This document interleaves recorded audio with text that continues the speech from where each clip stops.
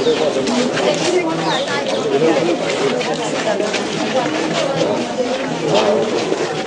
me? Actually, I had registered as a delegate right today over here, but now I've been asked to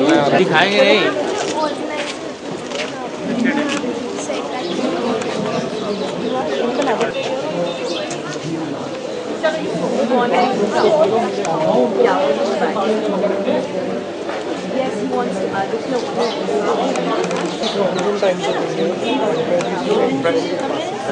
not press, delegate passing.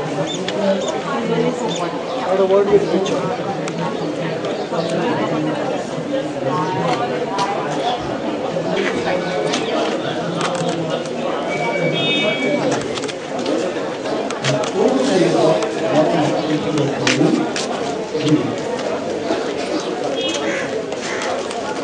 Jaipur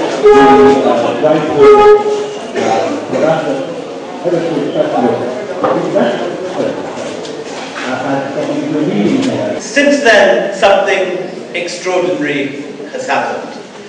Thanks to our amazing sponsors, particularly the Bhasha, the vernacular, regional, national, Indian languages, and the writers who work in those are underrepresented, fail to be given the money, the degree of publicity, the recognition that they deserve.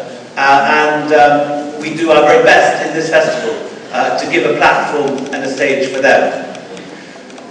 I obviously come from a slightly different angle.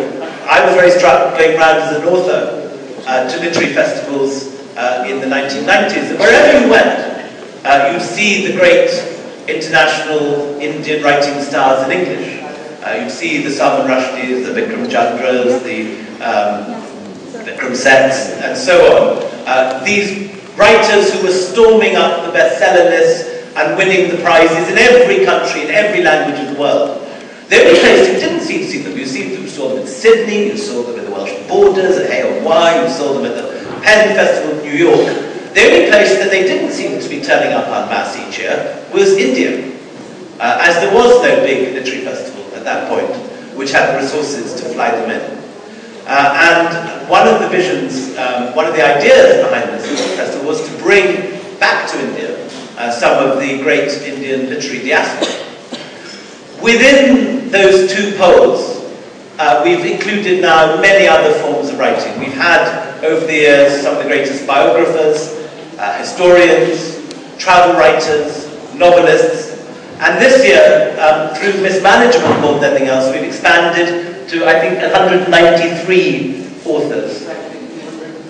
220, of whom 217 are currently stuck in Delhi. But we hope that some of them may turn up in the course of the festival.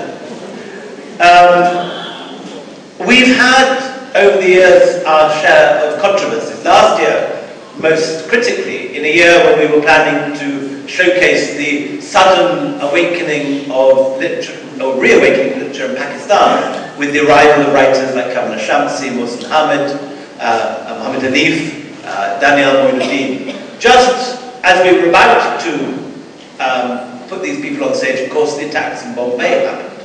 And the Shiv Sena announced that any Bombay bookshop which stocked titles by Pakistani authors would be attacked. Now, we had a choice to make at that point, whether to decide whether this was not the year, not the most tactful year to highlight Pakistani literature, or to go ahead and make a virtue of the fact that these people were invited. And we decided to go the latter course. We stuck our ground. And in the end, to our great relief and pleasure, having Pakistani intellectuals on the ground explaining the complexities of their country and the situation writers find themselves in, we took the view that once you start pulling the plug on art and literature, the things which make everyone, but perhaps especially people in South Asia, gives them life and momentum. Once you start pulling the plug on that, the fanatics have won, and you might as well give up and pack up and go home. And the amazing response at Jaipur from Brighton. Anyway, through miracles of the modern courier system, the passport got to Louis, we then discovered the passport to didn't actually have a visa in it. We got into London by 4 o'clock, where he was given a sort of red carpet welcome by the Deputy High Commissioner, sent on his way to Heathrow. He is currently, I think, just arrived in Delhi. Whether we get him from Delhi to Jaipur remains to be seen. Another of our authors has had a visa refused